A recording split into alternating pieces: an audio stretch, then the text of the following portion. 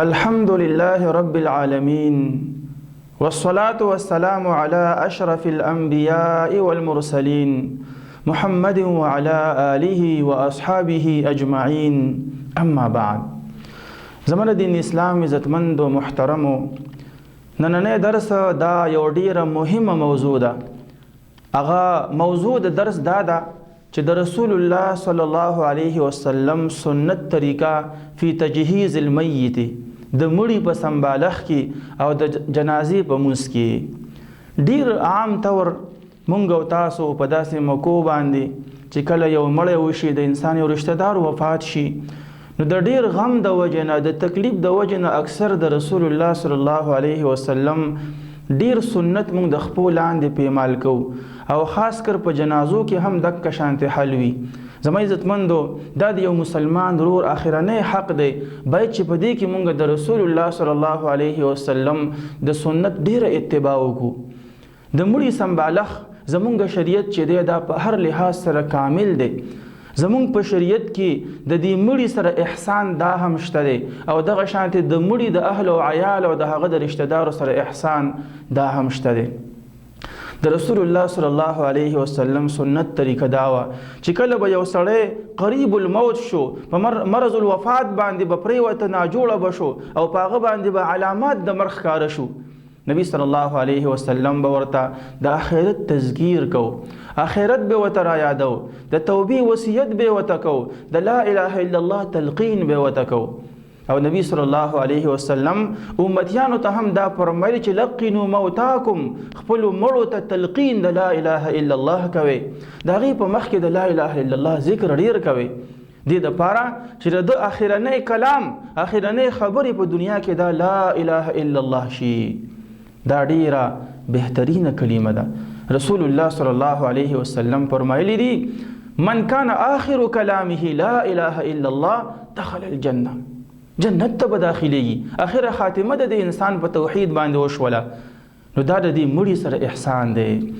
په کار دا چې په دغه ټایم کې انسان د پریادونو نه او د چغو د سرو نه ځان وساتي، بلکې د دې مړي دپاره سوچ وکړي چې د دې انسان راتلونکی سفر د آسان شي. رسول الله صلی الله علیه وسلم په ټولو انسانانو کې په د الله سبحانه و تعالی په فیصله باندې ډیر راضي انسانو. د الله سبحانه و تعالی هره فیصله نبی علیه السلام تسلیم کړې وه، لیکن سره د دې نه د رسول الله صلی الله علیه وسلم زوی ابراهیم علیه السلام چې وفات شو، په هغه باندې نبی صلی الله علیه وسلم جړلی دي، سترګو مبارکو نه اوښکې توی شوي دي. صحابه و تپوسو کو اے د الله رسول تم جاړي، نبی صلی الله علیه وسلم فرمایل دا اوښکې هو رحمت دی، د انسان زړه دردمن شي د سترګو نه اوښکې راتوی شي. لیکن دی وفرمایل چې تدمع العین، د سترګو نه خو اوښکې را روانې دي، ویحزن القلب، زړه دردمن دی، زړه غمجن دی، خو ولا نقول الا ما یرضي الرب، لیکن موږ د ژبې نه هغه خبره نه روباسو مګر په هغه خبره به روباسو کوم باندې چې زموږ رب راضي کي. د الله سبحانه و تعالی د نافرمانۍ خبرې زه نه کومه. دا زموږ دپاره سنت طریقه ده چې په یو انسان باندې هر قسمه غم راشي، د انسان پلار وفات شي، اولاد وفات شي، ښځې وفات شي، د دغه تکلیف په وخت کې به د ژبې نه هغه خبره روباسي چې هغه د الله سبحانه و تعالی د رضامندتیا خبرې. ډیر خلک خاص کر زنانه په دې باب کې ډیرې زیاتې کوتاهیانې کوي. د داسې تکلیف او د امتحان په وخت کې د ژبې نه داسې کلمات روباسي چې انسان هغه په خوله باندې هم نشي ویلی. کله د الله سبحانه و تعالی باندې اعتراض کوي، کله چې کوم دی نو ځان ته بدردي وایي، کله خیري کوي، کله خپل ځان په سپېړو باندې وخي، کله ګریوانونه او ویښته خپل ځان نه شوکي. زما عزتمندو، دې ته نیاحت ویلی شوی دی. رسول الله صلی الله علیه وسلم د دې نه منع کړې ده. د تکلیف په وخت کې به انسان خپل مخ په سپېړو نه وي، خپل اواز او ژبه به چې کوم دی نو اواز به نه پورته کوي، دغه شانتې ندبه به نه کوي. ندبه دې ته وایي چې یو سړی د مړي ستاینې کوي. د رسول الله صلی الله علیه وسلم سنت طریقه هغه الاسراع بتجهیز المیت الی الله، تلوار کول په مړي، د مړي په سمبالښت کې چې الله ته زر ور وړاندې کړي. ان ډیر وخت تر شپو خپل وخت کې بعضې خلک داسې چې مړی وشي نو هغوی بیا زوی ته یا نورو رشتهدارو ته یې ښودي وي یو شپه او دوه شپې په تیری داسې نه دي کول پکار. سنت طریقه دا ده چې سړی وفات شي بس د هغه په سمبالښت باندې تلوار کول پکار دي چې هغه زر غسل ولا ورکړی شي او کفن ورته ورکړی شي. سنت طریقه دا و چې نبی صلی الله علیه وسلم به مړی له په سپینه کپړه کې کفن ورکو، په سپینه جامه کې به کفن ورکو. د نبی علیه السلام سنت طریقه په کفن کې دا و چې د مړي ټول بدن دا به په کفن کې پټو. کله به چې سړی وفات شو روح به ترې ووته مخ باندې به ولې لاس راکاږه، سترګې به ولې پټې کړلې. کله به نبی صلی الله علیه وسلم یو مړی ښکلو هم، د مړي ښکلول دا ثابت دي. نبی صلی الله علیه وسلم به حکم کو چې دې مړي له غسل ورکې 3 کرت یا چې کوم دې 15 کرت یا 2 کرت څومره چې انسان مناسب ګڼي د مړي طهارت په څه باندې راځي، خو دې غسل کې به د طاق خیال ساتي، یا به 3 کرته غسل ورکوي یا 15 کرته یا 2 کرته یا 9 څومره چې د ضرورت وي. بیا به نبی علیه السلام حکم کو چې آخرنی ځل کله اوبه پې اچوي نو د کافور اوبه دا پې واچوي. نبی علیه السلام به هغه انسان چې په میدان جنگ کې به شهید شو هغه له به غسل نه ورکو، د هغه د بدن نه به صرف اسلحه او سرمنې وغیره چې کوم د جنگ سامان هغه به ترې لرې کو او په خپلو جامو کې به شهید دفن کو. او اکثر په شهداو باندې به نبی علیه السلام جنازه هم نه کوله. دغه شانتې کوم سړی چې په حالت د احرام کې وفات شو، نبی صلی الله علیه وسلم به هغه له غسل ورکو په اوبو باندې او د بیرو په پاڼو باندې، د بیرو د پاڼې به په اوبو کې واچولې او په 2 کپړو کې به ول کفن ورکو. او نبی علیه السلام به منع کوله چې د محرم سړي سر به نه پټوي او دغه په بدن باندې به خوشبو دانه لګوي، ځکه د قیامت پر ورځ به دی د قبر نه پاسېږي او تلبیه به وایي. نبی صلی الله علیه وسلم به د مړي وارثانو ته حکم کو چې د مړي له په ښایسته سپینه جامه کې کفن ورکړي او منع به کوله د غلو نه چې په کفن کې به ډېره قیمتي کپړه دا نه استعمالي.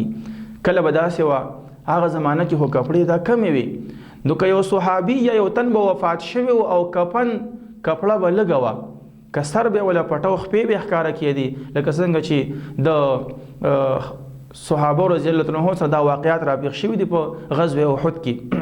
د حمزه رضی الله باره کې هم دا راځي چې نبی صلی الله علیه وسلم ول کفن ورکو نو کفن دا به کم شوی او نو نبی علیه السلام به حکم وکړو چې دا سر ولا پټ کې او په خپو باندې ولا غیا وغیرہ واچوي. لیکن د دینه دا معلومه شو چې د مړي ټول بدن دا عورت ته دا به پټېدلی شي او سر طرف ته به ډېر اهتمام کېدلی شي.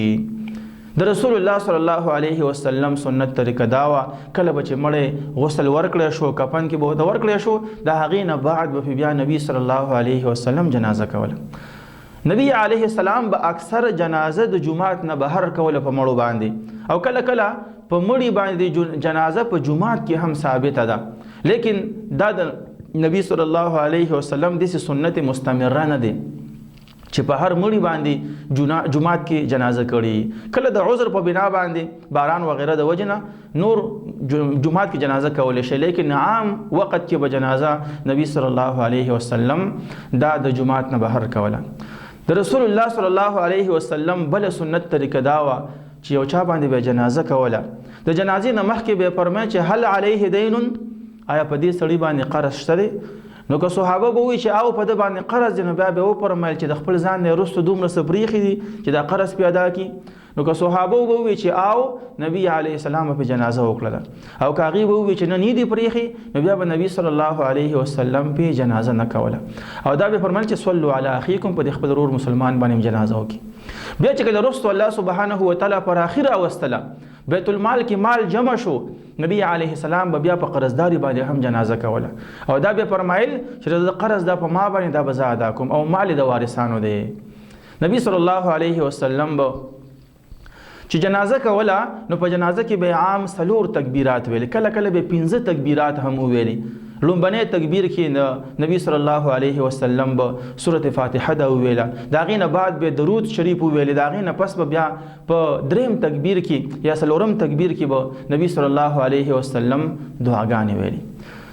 دا د مړي آخرنی حق دی او نبی علیه السلام فرمایلی دی چې دې وخت کې مړی د ژوندو دعا ته ډېر محتاج وي، نو فاخلصوا له فی الدعاء، دې دعا غوښتلو کې ول ډېر اخلاص وکړي. مونږ او تاسو خلاصونه بار بار اوچتو عادتاً لیکن کوم چې ځای د دعا دی د جنازې په اخیرني تکبیر کې په دې ځای کې دعاګانې د مړي دپاره غوښتل پکار دي. دا د نبي صلی الله علیه وسلم سنت دی. د نبی علیه السلام نه په دې ځای کې ډېرې دعاګانې نقل دي. دا دعا نقل چې نبی علیه السلام به فرمایل چې اللهم اغفر لحینا ومیتنا وصغیرنا وکبیرنا وذکرنا وانثانا وشاهدنا وغائبنا اللهم من أحييته منا فأحيه على الإسلام ومن توفيته منا فتوفه على الإيمان اللهم لا تحرمنا أجره ولا تفتنا بعده. دا دعا ډیر خلک وي او عام خلکو ته دا یو دعا یادي. په دې کې عمومي دعا ده چې الله مونږ ژوندو ته بخښنه وکړي، زمونږ مړو ته بخښنه وکړي، زمونږ ماشومانو لویو ته، زمونږ نارینه او زنانو ته، زمونږ حاضر ته او غایبو ته، او ای الله مونږ ژوندي وساتې په دنیا کې، نو په اسلام باندې مو ساتې، او که مونږ وفات کې نو په ایمان باندې مرګ را نصیب کړي. ومن توفیته منا فتوفه علی الایمان. تر دې ځایه پورې خلک دا بل جمله وسره هم صحیح حدیث کې راغلی ده، دا وسره اکثر خلک نه وایي. دا مو سره یادول پکار چې اللهم لا تحرمنا اجره، ای الله مونږه مه محرومه کړې د اجر د دې مصیبت نه، ولا تفتنا بعده، او ای الله د دې سړي د وفات نه بعد مونږ په فتنه کې مه اچې. دغه شانتې د نبي صلی الله علیه وسلم نه دا دعا هم نقل ده په جنازه کې چې نبی علیه السلام به دې مړي ته خصوصي دعا کوله، او دا به فرمایل چې اللهم اغفر له، ای الله دې مړي ته بخښنه وکړي، وارحمه، ای الله په دې مړي باندې رحم وکړي، وعافه واعف عنه، ای الله معافي ورته وکړي، له ده طرف نه عفو وکړي، واکرم نزله، ای الله د دې مړي عزتمنده مېلمستیا وکړي، ووسع مدخله، ووسع مدخله، ای الله دې چې کوم ځای ته ور داخليږي په دغه قبر کې ولا پراخي راولي، واغسله بالماء والثلج والبرد، ای الله دا مړی ووینځي په اوبو باندې او په واوره باندې او په ګلې باندې د ګناهونو نه، ونقه پاک کې دې مړي لره من خطایا یا د ګناهونو نه، کما ينقى الثوب الابيض، لکه څنګه چې پاکېدلی شي سپینه جامه من الدنس د خیرې نه، وابدله دارا خیرا من داره، ای الله په بدل کې ورکې دې مړي ته کور غوره د کور د دنیا د دنه، واهلا خيرا من اهله، او ای الله غوره اهل ولا ورکې د اهل نه، وزوجا خيرا من زوجه، او ملګری ولا ورکې غوره د ملګری د دنه، وادخله الجنه، ای الله داخل کې دا سړی جنت ته، واعذه من عذاب القبر وعذاب النار، او ای الله پناهي وساتې، محفوظ وساتې، پناهي ورکې دې مړي لره د عذاب د قبر نه او د عذاب د نار د اور نه. داسې نور دعاګانې په احادیثو کې راغلي دي. اللهم انت ربها وانت خلقتها وانت هديته للاسلام وانت قبضت روحه وانت اعلم بسره وعلانيته جئناك شفعاء فاغفر له اللهم ان كان محسنا فزد في حسناته وان كان مسيئا فتجاوز عن سيئاته اللهم اجعل قبره روضة من رياض الجنة ولا تجعل قبره حفرة من حفر النيران. او داسې نور دعاګانې چې دا دې مړي ته خصوصي کولی شي په جنازه کې. نو په کار دا ده چې موږ او تاسو ته جنازې اوږدې کړو او په دې کې ډېرې دعاګانې دې مړو ته ووایو. دا په کار ده د مړي وارثانو له دا په کار دي چې په داسې یو انسان باندې جنازه وکړي چې هغه له دا دعاګانې ورته یادې وي، ځکه دې کې ستا د مړي دپاره خیر دی، هغه دپاره پکې دعاګانې دي. ډیر خلک نن سبا هر شی د مخ ملازې دی او د دستور دی، نو هغه امام حقیقي کوم چې د هغې د جومات امامي یا چې کوم دی نو بل څه مخ ملازۍ پکې په هغه باندې جنازه کوي. نه نه، په کار دا چې مونږ آخرت طرف ته سوچ وکړو. نبی صلی الله علیه وسلم سنت طریقه دا وه چې کله به د یو نارینه جنازه به کوله د هغه سر ته به ودرېده، او چې کله د زنانه جنازه به کوله نو نبی صلی الله علیه وسلم به د هغې منځ ته ودرېده. نبی علیه السلام به په ماشومانو باندې هم جنازه کوله. صرف په هغه چا به جنازه نه کوله کوم سړي چې به خودکشي کړې وه، خپل ځان به په خپله وژلی و، او هغه انسان چې د مال غنیمت نه به غلا کړې وه نو هغه باندې به نبي صلی الله علیه وسلم جنازه نه کوله. د جوهینه قبیلې یو زنانه وه، هغه رجم شوې وه په زنا کې، نبي علیه السلام په هغې باندې هم جنازه کړې وه. دغه شانتې نبي صلی الله علیه وسلم په نجاشي بادشاه باندې غیبانه جنازه هم کړې ده. لیکن دا غیبانه جنازه د نبی صلی الله علیه وسلم سنت مستمره نه دی چې په هر مړي باندې جنازه غیبانه کړي چې کوم خلک د مدینه بهر وفات شوي دي. صرف په نجاشي بادشاه باندې د نبی صلی الله علیه وسلم نه صلات جنازه غیبانه دا ثابت. دغه شانتې نبی صلی الله علیه وسلم په سنتو کې یو سنت دا هم دی که د یو مسلمان جنازه به ترې نه پاتې شوله او انسان به نبي علیه السلام ته ډېر نږدې و نو بیا به په قبر باندې وله جنازه کوله. لکه څنګه چې جومات ته خادم وفات شوی و، صحابو نبي صلی الله علیه وسلم نو خبر کړی، نو نبی علیه السلام بیا د هغه په قبر باندې جنازه دا کړیا. وبالله تعالی التوفیق.